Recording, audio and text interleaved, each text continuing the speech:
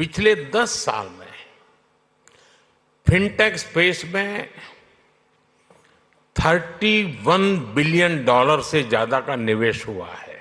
हमारे fintech startups में 500% वृद्धि हुई है। भारत में ब्रॉडबैंड यूजर यानी करीब 94 करोड़ हो गए। यूरोपियन यूनियन के बराबर आबादी को बैंकिंग सिस्टम से जोड़ा है। Real time digital transaction Bharat में होता है। भारत का यूपीआई फिनटेक का बहुत बड़ा उदाहरण बन गया है। 29 करोड़ से ज्यादा महिलाओं के बैंक खाते खुले हैं। भारत में फिनटेक की वजह से जो ट्रांसफॉर्मेशन आया है वो सिर्फ टेक्नोलॉजी तक ही सीमित नहीं है। फिनटेक ने फाइनेंशियल सर्विस को डेमोक्रेटिक बनाने में भी बड़ी भूमिका निभाई। एआई के दुरुपयोग से जुड़ी आपकी चिंताओं को भी समझता हूं। फिनटेक को एक नया बाजार मिला है। 21वीं सदी की दुनिया बहुत तेजी से बदल रही है।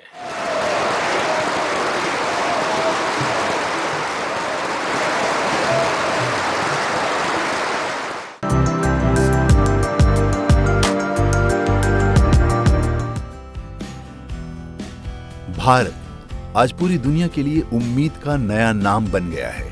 भारत मतलब वो देश जो संभावनाओं से भरा हुआ है। भारत मतलब वो देश जो युवा जोश से लबरेज है। भारत मतलब वो देश जो आज वैश्विक मंच पर सबकी आवाज बनकर उभरा है। इसी तरह भारत का फिनटेक दुनिया भर के लोगों का जीवन सुगम बनाने के लिए काम कर रहा है। मुंबई में वैश्विक फिनटेक सम्मेलन 2024 में प्रधानमंत्री नरेंद्र मोदी ने बदले हुए भारत की तस्वीर पेश की। प्रधानमंत्री ने कहा कि भारत का फिनटेक को अपनाना गति और पैमाने के मद्देनजर विश्व में बेजोड़ है। दुनिया भर के डिजिटल लेन देन भारत में तत्काल हो रहे हैं। प्रधानमंत्री ने पिछले 10 सालों में फिनटेक स्टार्टअप में रिकॉर्ड इजाफे के जरिए भारत की उभरती ताकत को दुनिया के साथ साझा किया। यहाँ बड़ी संख्या में विदेशों से हमारे मेहमान भी आए हैं। एक समय था जब लोग भारत आते थे तो हमारी कल्चरल डाइवर्सिटी देखकर दंग रह जाते थे, हैरान हो जाते थे। अब लोग भारत आते हैं तो हमारी फिनटेक डाइवर्सिटी को देखकर भी हैरान होते हैं।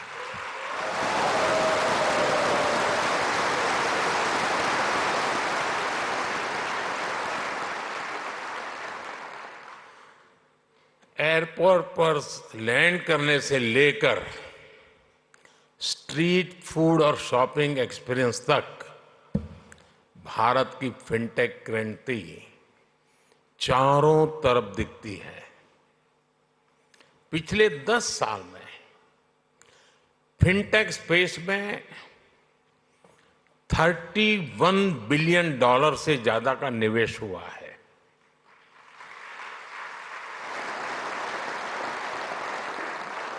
दस साल में हमारे फिनटेक स्टार्टअप्स में 500% वृद्धि हुई है। प्रधानमंत्री नरेंद्र मोदी ने कहा कि आज 18 वर्ष से ऊपर का शायद ही कोई भारतीय हो जिसके पास उसकी डिजिटल पहचान यानी आधार कार्ड न हो। एक दशक में ही भारत में ब्रॉडबैंड यूजर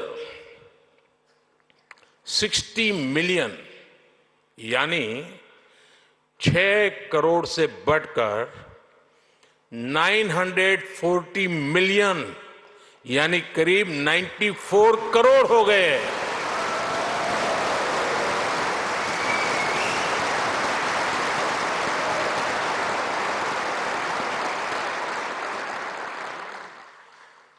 आज 18 वर्ष से ऊपर का शायद ही कोई भारतीय हो जिसके पास उसकी डिजिटल आइडेंटिटी आधार कार्ड नहीं है। आज 530 मिलियन यानी 53 करोड़ से अधिक लोगों के पास जनधन बैंक खाते हो गए हैं। यानी 10 साल में हमने एक प्रकार से पूरी यूरोपियन यूनियन के बराबर आबादी को बैंकिंग सिस्टम से जोड़ा है। प्रधानमंत्री ने कहा, जनधन, आधार और मोबाइल की इस ट्रिनिटी ने एक और ट्रांसफॉर्मेशन को गति दी है। कभी लोग कहते थे कि कैश इज किंग। आज दुनिया का करीब करीब आधा real time digital transaction Bharat में होता है।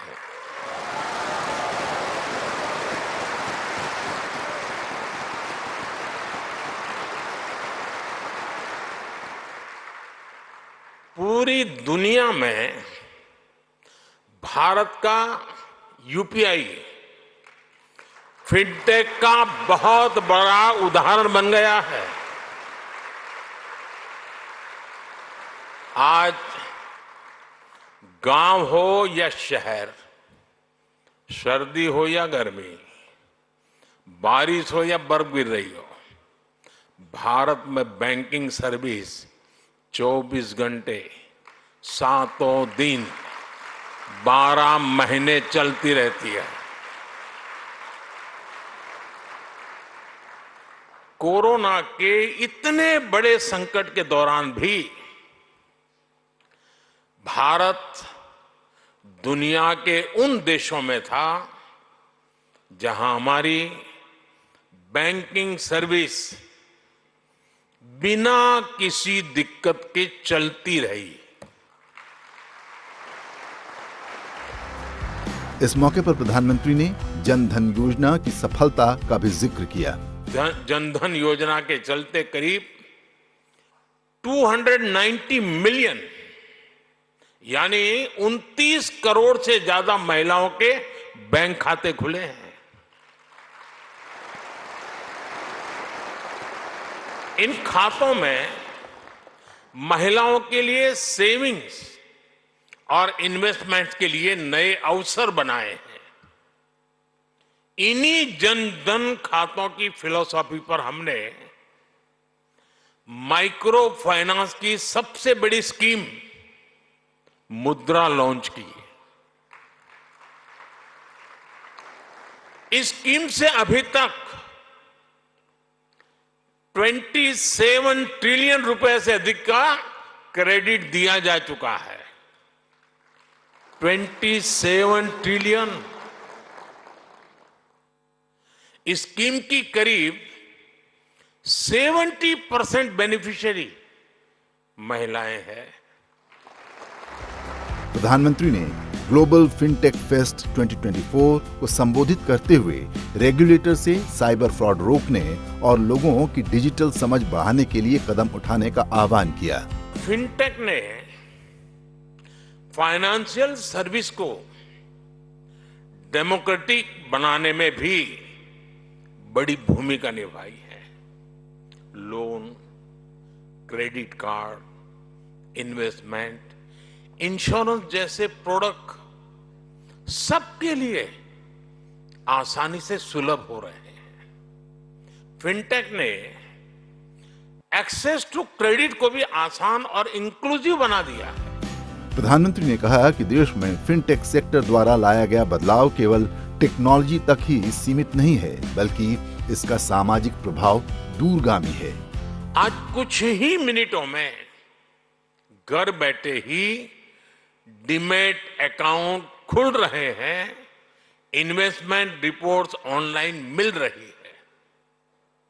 आज बड़ी संख्या में भारतीय रिमोट हेल्थ केयर सर्विस ले रहे हैं, डिजिटली ऑनलाइन पढ़ाई कर रहे हैं, स्किल्स सीख रहे हैं। ये भी फिनटेक्स के बिना संभव नहीं था।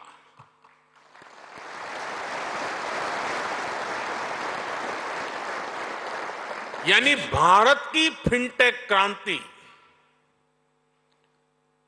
Dignity of life, quality of life उसको बेहतर बनाने में भी बड़ा रोल निभा रही है। 21वीं सदी की दुनिया बहुत तेजी से बदल रही है। फिनटेक सेक्टर की मदद के लिए सरकार पॉलिसी लेवल पर हर जरूरी बदलाव कर रही है। एआई के दुरुपयोग से जुड़ी आपकी चिंताओं को भी समझता हूं।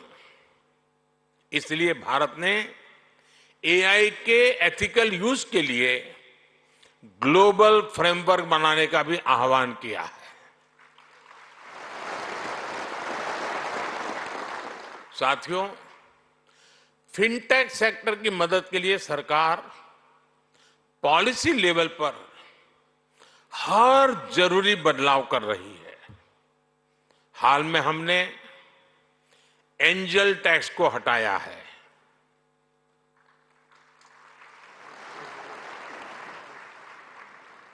ठीक नहीं किया?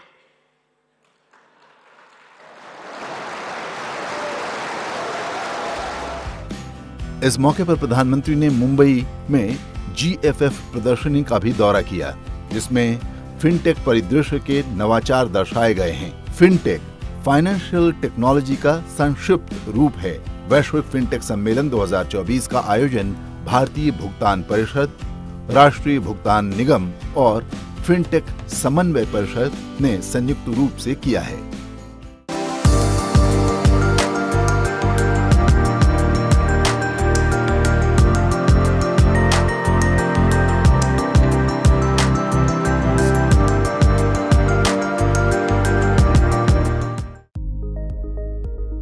भारत के समुद्र साक्षी हैं संपन्नता, विकास और खुशहाली के।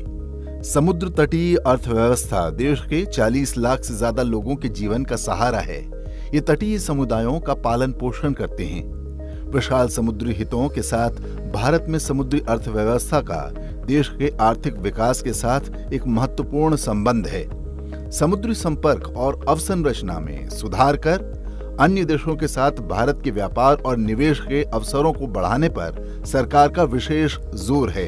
इसी कड़ी में प्रधानमंत्री नरेंद्र मोदी ने महाराष्ट्र के पालघर में वाधवन बंदरगाह परियोजना की आधारशिला रखी और कई विकास कार्यों का शुभारंभ किया। इसके अलावा उन्होंने लगभग 1560 करोड़ रुपए की 218 मत्स्य पालन परियोजनाओं का उद्घाटन और शिलान्यास भी किया। उन्होंने कहा कि पिछले एक दशक में भारत के समुद्री तट पर विकास ने अभूतपूर्व गति पकड़ी है। आज वाधवन पोर्ट पियर पूरी दुनिया की नजर है। दुनिया में वाधवन पोर्ट की बराबरी करने वाले 20 मीटर जितनी गहराई वाले बहुत कम बंदरगाह है। इस पोर्ट पर हजारों जहाज आएंगे, कंटेनर आएंगे। इस पूरे क्षेत्र की आर्थिक तस्वीर बदल जाएगी। सरकार वाधवन पोर्ट को रेल और हाईवे कनेक्टिविटी से भी जोड़ेगी। कितने ही नए नए व्यापार इस पोर्ट की वजह से यहां शुरू होंगे। यहां वेयर हाउसिंग के काम में बहुत तेजी आएगी और इसकी लोकेशन ये तो सोने पर सुहागा है। Western dedicated freight corridor, Delhi Mumbai expressway, सब कुछ बहुत पास है। पूरे साल यहां से कार्गो आएगा जाएगा और इसका सबसे ज्यादा लाभ आप लोगों को मिलेगा। मेरे महाराष्ट्र के भाई बहनों को मिलेगा, मेरी नई पीढ़ी को मिलेगा। साथियों, महाराष्ट्र का विकास ये मेरी बहुत बड़ी प्राथमिकता है। आज मेक इन इंडिया का लाभ महाराष्ट्र को हो रहा है। आज आत्मनिर्भर भारत अभियान का लाभ महाराष्ट्र को हो रहा है। आज भारत की प्रगति में हमारा महाराष्ट्र बहुत बड़ी भूमिका निभा रहा है। प्रधानमंत्री ने कहा कि नया भारत अपने गौरव और सामर्थ्य को पहचानता है। यही वजह है कि समुद्र इंफ्रास्ट्रक्चर में नए मील के पत्थर स्थापित किए जा रहे हैं। नया भारत इतिहास से सबक लेता है। नया भारत अपने सामर्थ्य को पहचानता है। नया भारत अपने गौरव को पहचानता है। गुलामी की बेड़ियों के हर निशान को पीछे छोड़ते हुए नया भारत समुद्री इंफ्रास्ट्रक्चर में मील के नए पत्थर लगा रहा है। साथियों, पिछले एक दशक में भारत के समुद्री तटों पर विकास को अभूतपूर्व गति मिली है। हमने बंदरगाहों को आधुनिक बनाया है। हमने जल मार्गों को विकसित किया है।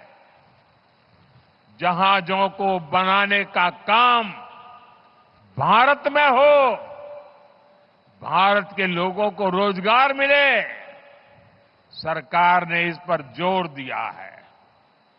इस दिशा में लाखों करोड़ रुपए का निवेश हुआ है। आज इसके परिणाम भी हमें देखने को मिल रहे हैं। ज्यादातर पोर्ट की क्षमता पहले की तुलना में दोगुनी हो गई है। निजी निवेश भी बढ़ा है। जहाजों के आने जाने के समय में भी कमी आई है।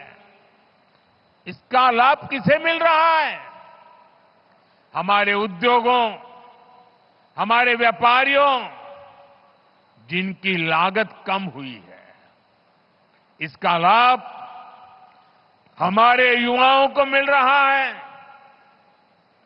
जिन्हें नए अवसर मिल रहे हैं।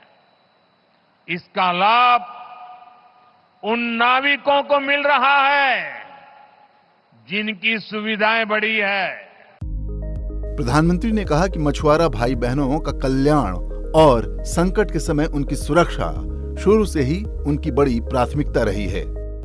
हम आधुनिक टेक्नोलॉजी और सैटेलाइट की मदद से इन खतरों को भी कम कर रहे हैं।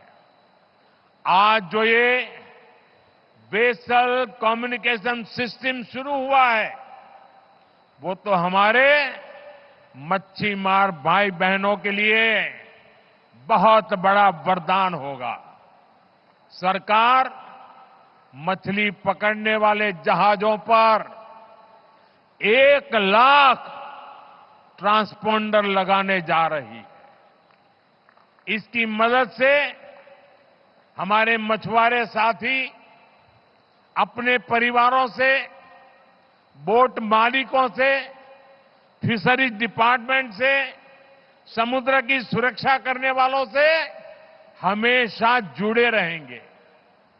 चक्रवात के समय, समुद्र में किसी अनहोनी के समय हमारे मछुआरे साथी जब चाहे अपना संदेश सैटेलाइट की मदद से किनारे पर संबंधित लोगों को भेज पाएंगे। संकट के समय आपका जीवन बचाना, आप तक सबसे पहले पहुंचना सरकार की बहुत बड़ी प्राथमिकता है।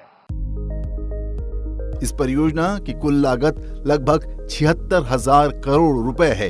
इसका उद्देश्य एक विश्व स्तरीय समुद्री प्रवेश द्वार बनाना है, जो बड़े कंटेनर जहाजों की जरूरतों को पूरा करते हुए समुद्र के तटीय तल को गहरा बनाकर और विशाल मालवाहक जहाजों को समायोजित करके देश के व्यापार और आर्थिक विकास को बढ़ावा देगा।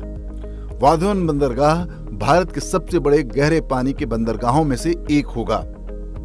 यह अंतर्राष्ट्रीय नौवहन मार्गों को सीधा संपर्क प्रदान करेगा, जिससे पारगमन समय और लागत कम होगी। अत्याधुनिक तकनीक और बुनियादी ढांचे से लैस इस बंदरगाह में गहरी गोदी, कुशल कार्गो हैंडलिंग सुविधाएं और आधुनिक बंदरगाह प्रबंधन प्रणाली होगी। यह बंदरगाह रोजगार के अवसर पैदा करेगा, स्थानीय व्यवसायों को प्रोत्साहित करेगा और क्षेत्र के समग्र आर्थिक विकास में योगदान देगा। एक बार चालू होने के बाद यह बंदरगाह भारत की समुद्री कनेक्टिविटी को बढ़ाएगा और वैश्विक व्यापार केंद्र के रूप में इसकी स्थिति को और मजबूत करेगा।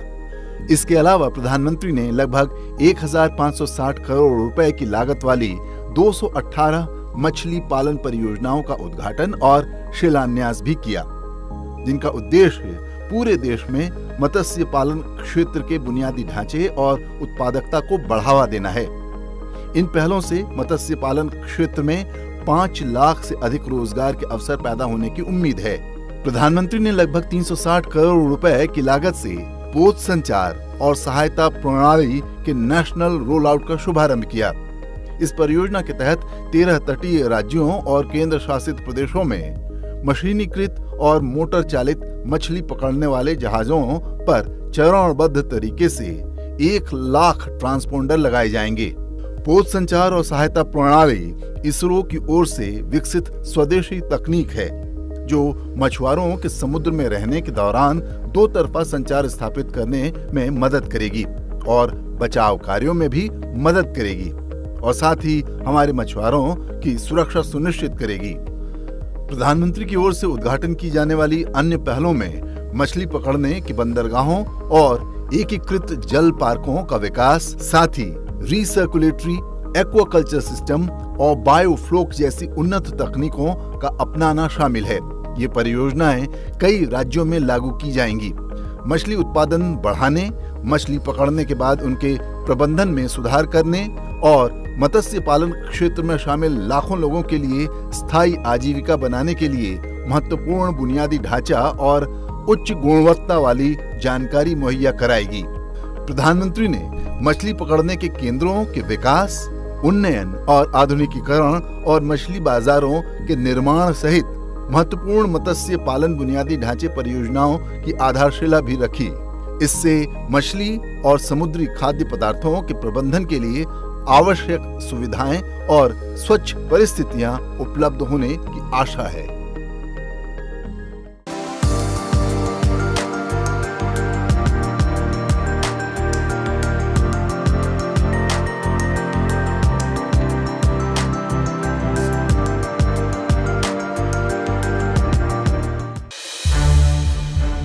संसद टीवी के और भी प्रोग्राम्स देखने के लिए सब्सक्राइब करें हमारा YouTube चैनल और हाँ, इन्हें लाइक और शेयर करना ना भूलें।